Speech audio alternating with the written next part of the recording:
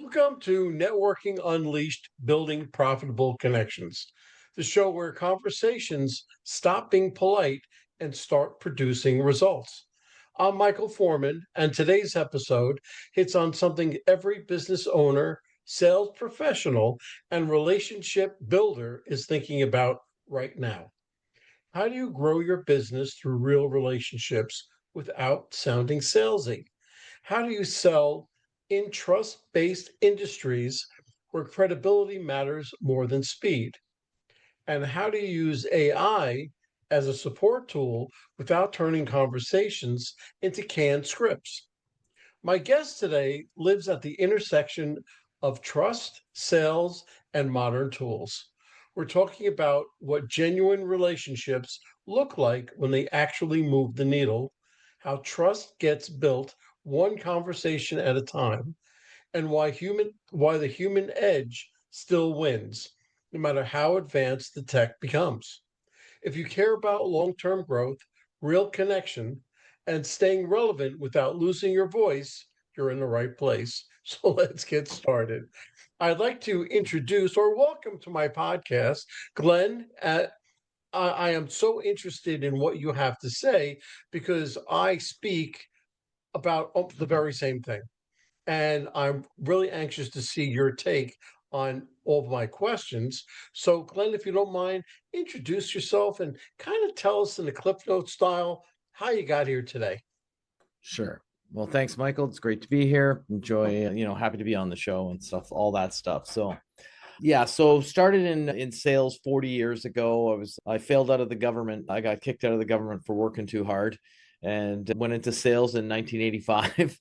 And that's when I started learning about the game of distribution and buying and selling products and what have you, right? And by 91 I'd been at it for 5 years, 5.5 years, and I realized that the owners were doing better than I was. I was doing well as a salesman, but I thought, hey, if I can be myself plus five other guys working for me, I could do even better. So started my first sales company in 91 and grew that until the early 2000s. Built it, grew it, exited, had a nice exit, but there were some challenges along the way. Maybe we'll have a chance to get into that.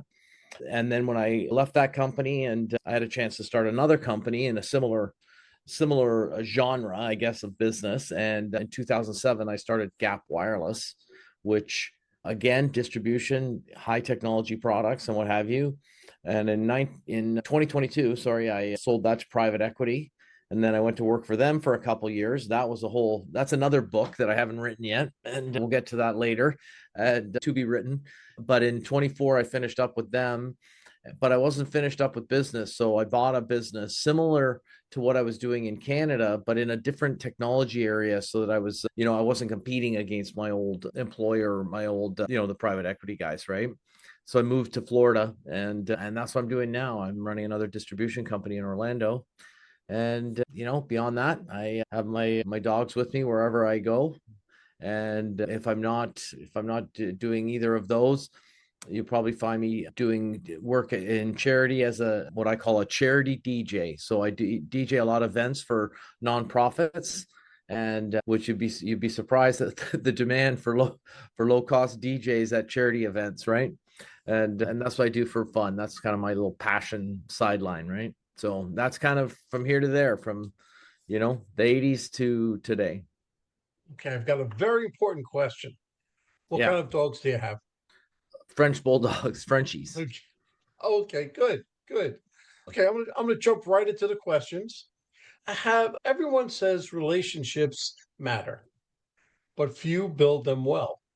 What does a real business relationship look like when it's actually driving growth? Well, I mean, they all sort of begin, on with trust, right? And but the first thing about a good relationship is, you have to be useful, right? And so in business there needs to be kind of a reason for it, right? So, you have to share some insights and you have to, identify opportunities, and then start to work together, right? But so along the way, as you're building the relationship, some of the important things that come to mind would be consistency. So, and most people show up when you need something or they can sell something or what have you, but you want it to be more than that, right? You want to be there on that day when the equipment breaks as well. And it's like, oh, you're in the building and the stuff's broken and you can actually get a chance to help them, right? I mean, and you want to really know their business. And in my book, I actually spend a bit of time going over this, that the best way to sell to a company is actually to learn how they, at the deepest level, how they make their money, because it really gives you insight into the way your product may be used, right? And oftentimes you might have as my dad used to say, the emphasis on the wrong syllable, right? And where you don't really understand what they do, right? And so you're not really sure how to position yourself and as a winning formula for them, right? So you need to know their business, what drives their budgets, who approves the spend, right?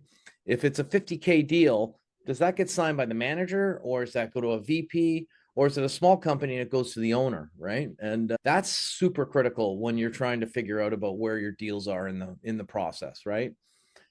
And you want to be telling them the truth, even when it hurts, right? Sometimes the truth hurts, but short-term pain, long-term respect, right? Is what I say.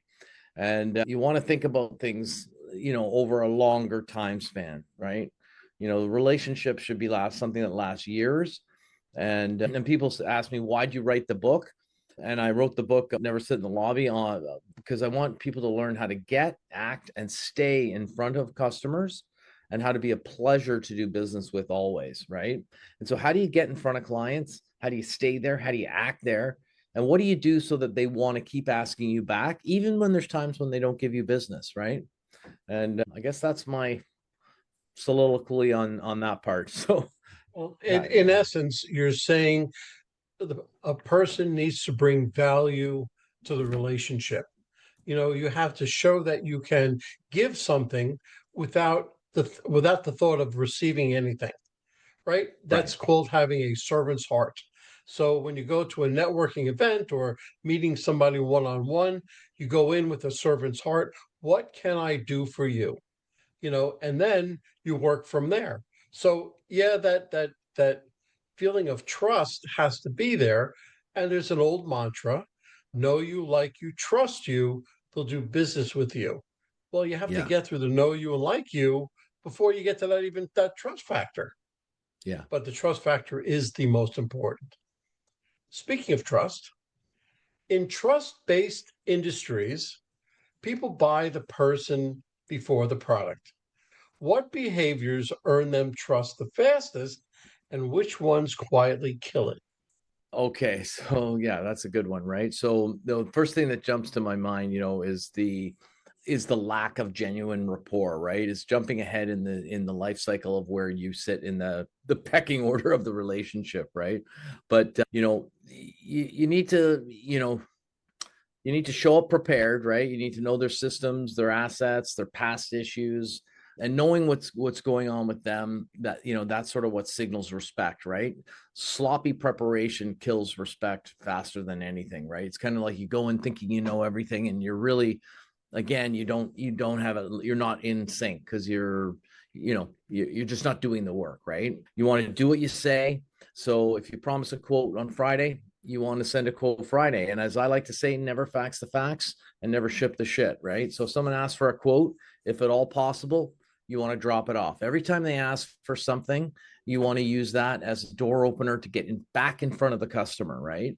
And because every time you get there, you get a chance to, as I love to say, ask for a mini tour where you can get behind the curtain and look at what they're doing, where your stuff's being used, how it's being used. And so that you can, and also you get to see where the competitors lie, right? Are they, maybe you're competing against IBM or Hewlett Packard or someone like that. And it's like, are they all walking around with HP t-shirts on and IBM coffee mugs, right? And we all know nobody ever got fired for buying IBM or HP, right? And so these are things, you find out by dropping things off. So, and then further along, about this relationship ideals, staying calm under pressure, right? So, deals can stall, tariffs can get changed. What a surprise. Who know anything about tariffs right now, right? Which is the story of my life right now. The lead times can slip, production slots can move, things like that, right? And you have to be able to manage that with a responsibility, like and a sense of truth and what have you, right? And you have to be able to handle it responsibly. A lot of times that's where the real, you know, the guys who are not A players, they kind of crumble under the pressure, right? We're going to miss the production window. We're not going to hit the delivery date, and how you manage those kind of things, right? Anything that's a hard truth, tell it early, right? And get it out, make sure it's, and I always say, bad news does not age well, right? And so if a unit will ship late, say it now. If the spec's not going to pass, say it now, tell them now, and what have you, right? And so know your limits. And that's another thing. Like, so don't be over promising and under delivering. Absolutely. That's a common one. Keep your ego in check, humility, be humble, and you want to be showing yourself to be protecting their interests, right? Is it the right tool? Don't have them buy more than they need, less than they need, or what have you, in order to, because it might be a financially incentive to you, right? And those are some of the rules I follow when interacting with my customers that align towards maintaining the relationship of trust. Yeah, that's very true. You never oversell your product. One thing comes to mind, and I use this all the time.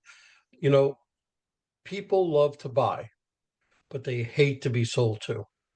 Right. And you Yeah. think about Good that, point. Oh yeah. anything, any product, Yeah. anything. But listen, we're all human and we'd love to buy things. But if just like imagine yourself in a car dealership, you hate to be sold to. Yeah. And you use both sides of the coin in a car dealership. So I don't have to go through that.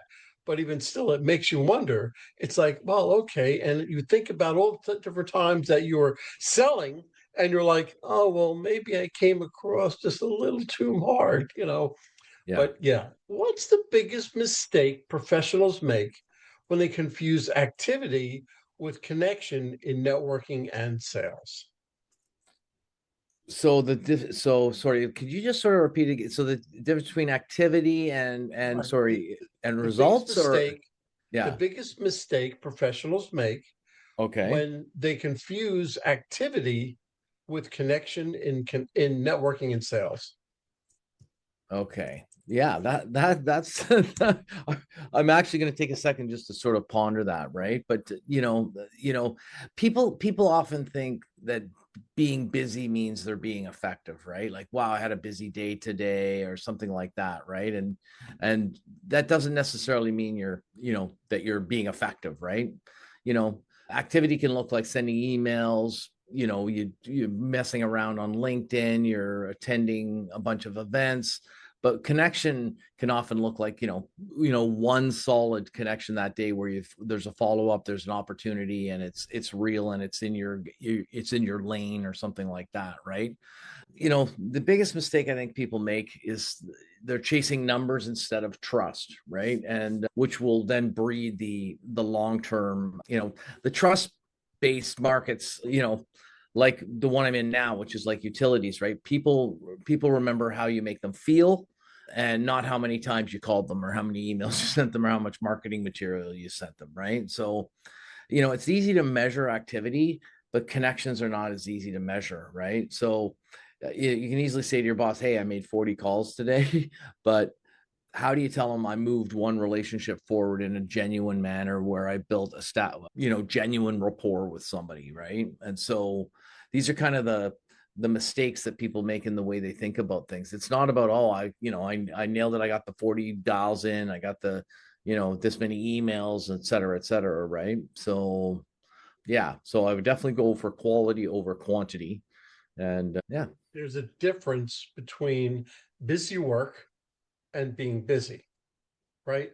I use the pandemic as a line in the sand, right? Before the pandemic, business was really transactional. You have a widget, I have $3, I'll trade you, I'm a customer, oh, I put you on my customer list, and that's great. After the post pandemic, it's more relational. So instead of Right. going out, I was in a mortgage business and I used to go to a networking event. Used to come home with a shoebox filled with business cards. And I'd say, look how good I did. when in essence, did I really connect with any one of those people? Not really. So now when I go to, or when I teach or coach, I tell everybody try to concentrate on 15 people, 15 business cards. Instead of 200, try 15, because that will tell me that you created a relationship with that person. And of Yeah. course, follow up, right? The follow up is so, so very important, but that will set you in a much better place to follow up than if you have all those business cards. Okay, so you work in spaces where credibility is everything. How should someone show up in a first conversation so they're remembered for the right reasons? Yeah, that's a good one.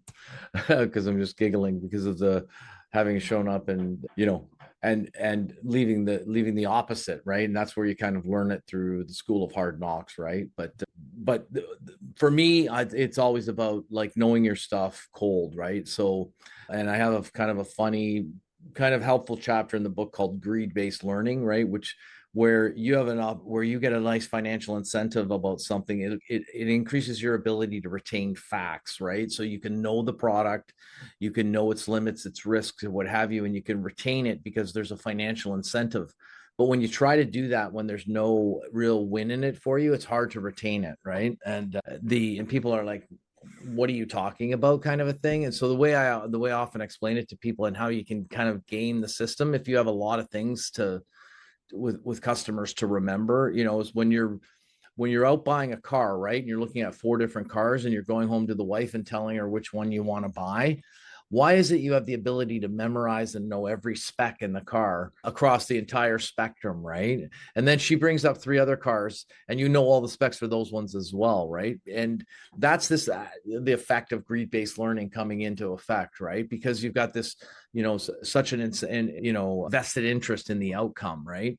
And so, you want to try to create as many vested outcomes so that you can learn more and then leave the other stuff behind until it's relevant, right? So know your stuff cold. Sorry, I'm going in and out of the nuggets, but I like to share these things because these are the things that I've written about and that I follow every day, right? So, so know your stuff, have a point of view, so, proof, both, real proof and social proof, is also extremely valid, right? Like these other people are using it, they're getting 20% more productivity or 20% better throughput, or their costs have gone down 20%, or just showing them, showing the results in some sort of a manner which demonstrates that this product will do and create the outcome that they're looking for, and hence also show them the feeling that they're going to get having achieved the outcome, which is the one that they want, right?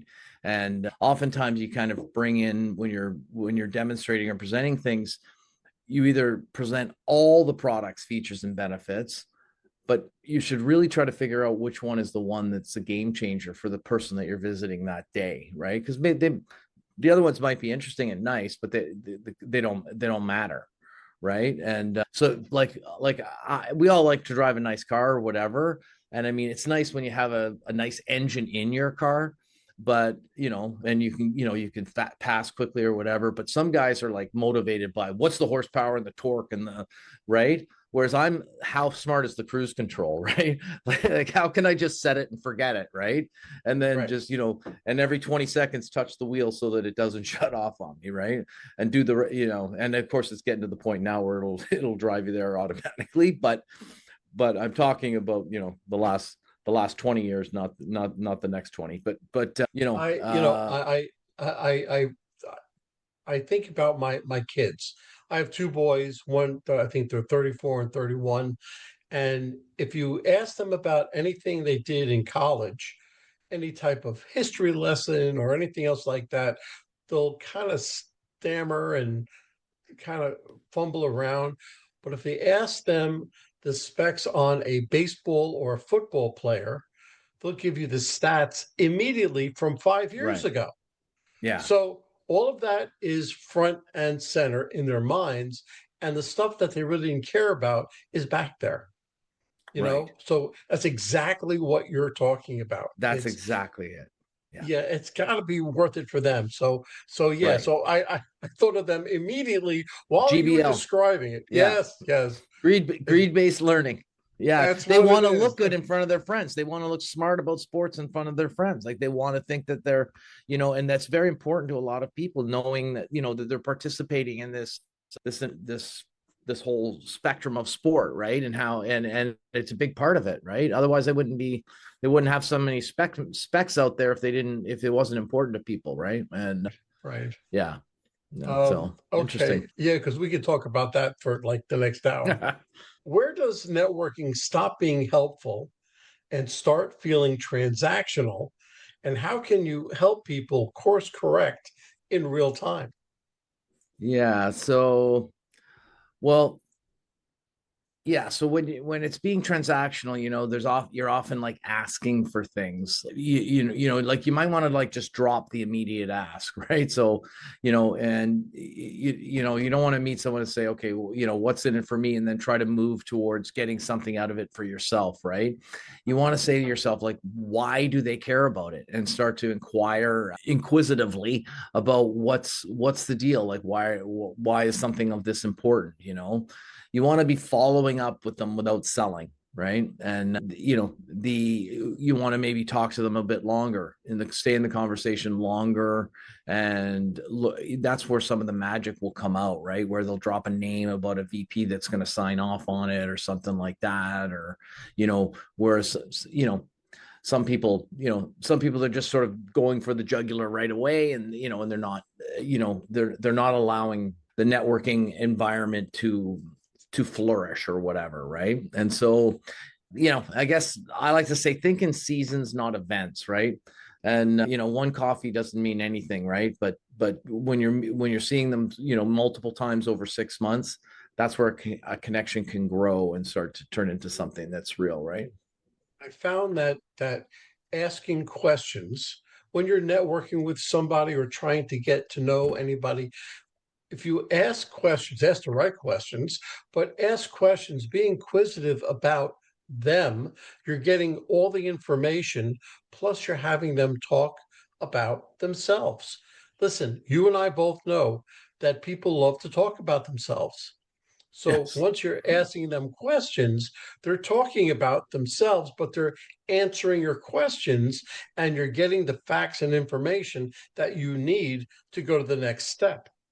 So that's asking right. questions is very, very important. AI is everywhere right now. Where does it genuinely help relationship driven professionals and where does it get in the way? Okay. Well, obviously you got to be careful not to let it try to replace the human side, right? So it should support the human side, not replace it, right? So where it helps is, preparing for the meeting, right? So you can use it to, like I said, you want to learn as much as you can about the company. AI now is an amazing tool to really dig down into the crux of what the company does, how they generate income, what their profits and losses are, things like that, recent news, perhaps even if they're public, budget trends, maybe pain points that they're having corporately and whatever, like that stuff you're going to pull out of AI, and allow you to walk in sharper and have a meaningful conversation with them, right? And it also then allows you to, on the other side of the call, to follow up better, right? So you can perhaps either be recording it or some other kind of a note taking system, which then can be turned into notes automatically, that gets put into the CRM system that keeps some of the managers happy and stuff like that, but also triggers and flags action items, follow-ups, quotes, to-dos, reminders later on what's required. So you're kind of like you're in the middle of it on either side. It's helping you as a tool, to do more, right? It's like building a deck in your backyard. You can bang nails into 2x6s all day long, or you can power drill them, and we know both which one's easier, right? And it's not a better deck because you bang nails in and it took longer and it was harder, right? So I look at AI the same way, right? The you can use those tools to schedule your check-ins and stuff like that, but you need to be the one to check in, right? And so in a way, it's kind of common sense, but common sense is not that common. So some people like really nowadays, they're literally, because you can, as you witness it yourself, in business, you're getting these emails and you can see a lot of them were just AI driven and not curated or not edited properly with a human. And some you could say, hey, maybe this guy used AI to come up with these ideas, but there's definitely a human element to it. It's too specific. And that's where the good and bad sort of line up for me, right? And yeah. AI is a tool. It just like any of your other tools, AI is a tool. But as you said, you can never replace that human element. Right. I recognize in an email whether or not somebody used AI or not. I can tell just by the looks of it whether or not it's AI driven. You should really take AI, you should ask it a question, properly ask it a question, get your results, and then formulate it with your human touch. Because Right. otherwise, anybody like myself, I can see whether it's AI done or not. I could just say, well, you don't really care because you Yeah. just threw this right out. So, Yeah. yeah, absolutely. What parts of networking should never be handed off to technology, what we're just talking about, no matter how advanced it gets?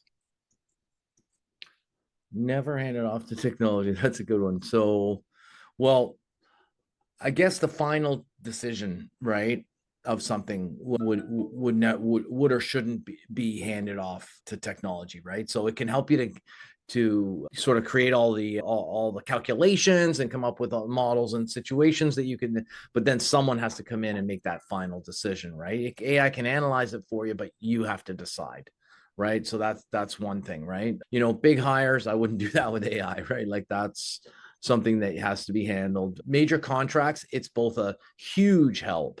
That's immeasurable how much help it can be, but then there's a piece of that that you have to be really really honed in on, because a lot of contract can be 80 pages long, and there's no question that a lot of it is boilerplate, and it's just sort of run of the mill boilerplate, and you're like, some guy probably 200 years ago wrote the boilerplate, and lawyers have been using it ever since, right? And so there's a an assumption there that you or some other junior lawyer reads it and says it's boilerplate, you can move on, it doesn't matter. But when it gets to the indemnification, the terms of payment, the warranty clawbacks for such and such, the delivery, the price, the margins, those kind of things, it can interpret and explain to you what they are, but those are the ones where you need to focus in on as the person. And the rest of it, it could say, hey, you might want to tweak something here or there, but it analyzed 80 pages. You only have to focus on 6 or 7 things and not even read the 80-page contract, because without AI before, you had to read it. And Absolutely.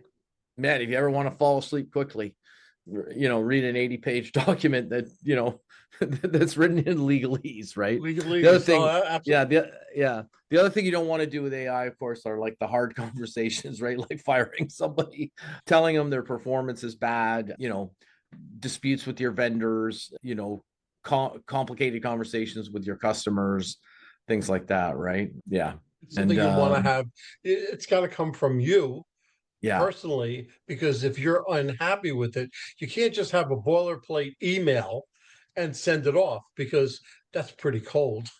If you do yeah, that, you have to keep professional, stay professional, because A, you never burn bridges, and B, you always have to be aware of who you're speaking to and their network of people, because you might, in frustration or in your anger, fire somebody, but they may be connected to somebody bigger and better. So you yeah, have to be very careful. yeah. The one last thing I wanted to say that popped in my mind as I was finishing off there as well was I had the experience in the last few years of having experienced both in creating a value culture and the mission statement and the core values of a business, having it been done what I feel is the right way, which is getting a group together for not a semi-extended period of time, meaning like a full day or a 2-day thing on developing the core mission culture and core values of a business, and then having another one where a CEO came in having Googled them on the weekend and brought them in on Monday and said, here's our core values, right? And like, it doesn't take rocket science to figure out, which ones resonated more with the staff than and it was such a huge learning experience for me, right? And because I actually was literally challenged the guy, and I said, well, did you like just Google these on the way in? And he goes, well, yeah. And I'm like, you're joking, right? He's like, no. And I'm like, that's not how you do it. And so it was a real sore spot for me. And people often joking about it that, that they just weren't real core values because they weren't developed with a core component of the staff to come up with them, right? And when we developed the core values at Gap Wireless, it was a 2-day affair and it was like brutal process. But at the end of it, we all believed in the core values, and then we hired, fired, motivated, bonused, rewarded. Yeah, everything, was if you and we had everyone got money every month that they were able to give to people in the business for doing good things, but they had to have a core value call out. And so don't use AI for that. You can use it to come up with the stratum of ideas that you're going to use and to curate ideas, but you have to argue and fight it out with your staff to say, no, that's not, you can't just say people first, customers are the best, and those nonsensical things, right? And yeah. Absolutely. Anyways, yeah. Absolutely. All right. All right. Looking back, which relationships created the biggest turning points in your business? And what did you do differently with those connections? Well, I guess in the beginning, as I was changing careers from, like, I joke about being government into sales, right? The sales mentors that I had, you know, really showed me how doing certain things certain ways, can make a difference, right? Like following sales mentors was a great thing for me, and I wrote down everything, and that's the genesis of the book too, right? Was all the rules I learned from all the people along the way, right? Getting involved with business partners along the way, that sort of became turning points. And especially when the partnership or allegiance, alliance, or whatever, where there was shared risk in the outcome, not just somebody that had a say, or someone that had some sort of a respect in the thing, or so whatever, right? Another sort of turning points and issues would have been some tough customer interactions, and learning from that, right? And how they played out, and how we were managed, treated, punished, and or rewarded forthwith for what had gone on, right? And those are some of them, right? And when I sold the business to private equity, and I came together with a whole group of new kind of business people I'd never met before. That was huge for me, because I was always in a kind of the small business world, owner operator kind of businesses, and private equity operates at a completely different level, right? The way they're put together, and then their people are top notch, right? So Absolutely. Absolutely. Let's bring this podcast full circle. And if someone wants to grow their business through relationships this year, what what one mindset shift would change the way they approach every conversation? one mind shift would be from how do I close a deal to how do I create a deal that can compound, right? So getting one deal at the for in by hook or crook through one means or another seems might be a big deal, and it might be rewarding, right? But what if that deal could be compounded and turned into a 10-year annuity, right? So that's one way, right? As I always like to say, you want to go from pitching to diagnosing, right? You don't always want to be pitching. You want to be looking under the covers at what's really wrong, so that you can present something in a manner that's going to solve the problem and create the feeling that the customer's trying to achieve by virtue of the problem that got you in the door in the first place, right? And you know the other thing is stop sort of thinking about it from volume and think about it in terms of like the depth, right? So in other words, like 500 like small clients or whatever versus 10 strong ones that are repeatable and multi-year, is what I mean by that, right? The margins, right? Like, a lot of people don't understand what gross margin is, and I got $100,000 deal. I'm like, oh, what was the margin? Right. And they're like, what's that? Right. And so, I mean, and like, that's so common. And I'm like, okay, well, forget it. We don't need to have this conversation. But, but some people say, oh, well, I don't know, it's like 6 points or whatever. I'm like, okay, well, that's not a 100K deal to me. Right. That's like a 10K deal to me, and Right. That's right. right. And so, and if there's no gross margin, there wasn't a sale, right? And oh well, it gets us in the door. No, no, no, right? And and then of course you want to try to go from being a vendor to being a partner in their decision making process and to being integral to their, to how they run things and them respecting your not your decisions, but your inputs and things on stuff, right? So Absolutely. Absolutely. That is so correct when you start thinking of, you know, the net profit, over the sale price. You might sell something for $100,000, but the cost was $98,000. So was that $100,000 deal? Not really. That was a $2,000 deal. You yeah. have to really look at it from that perspective. Glen, I thank you so much for coming on my podcast. If somebody wanted to get hold of you, what's the best way that they can get hold of you? Best way, just connect with me on LinkedIn, fire me a message, and I'll be happy to respond. And I look forward to talking to anyone that wants to engage. Perfect. That conversation right there is why networking still matters. Real relationships still drive business. Trust still opens doors. And technology only works when it supports who you already are. If something you heard today made you rethink how you approach conversations, take it with you into your next meeting, call, or introduction. Pay attention to how people respond to you when you slow down, listen more, and lead with sincerity. If this episode gave you value, share it with someone who believes relationships are the real growth strategy. And be sure to follow Networking Unleashed, building profitable connections, so you can never miss a conversation that challenges how business is done. I'm Michael Foreman. Keep your conversations real, your follow up intentional, and remember, your next relationship could be the one that changes everything. Glenn, thank you again for coming on the podcast, and I can't wait to talk to you soon. Thank you. Well, hold on, folks. Don't go anywhere. Let's hear from our sponsors. David Neal, co founder, Revved Up Kids. Revved Up Kids is on a mission to protect children and teens from sexual abuse, exploitation, and trafficking. They provide prevention training programs for children, teens, and adults. To learn more, go to revvedupkids.org.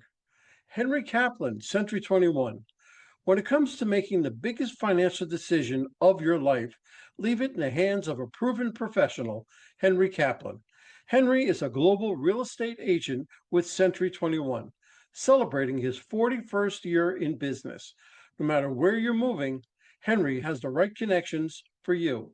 You can contact Henry at 561 427 4888.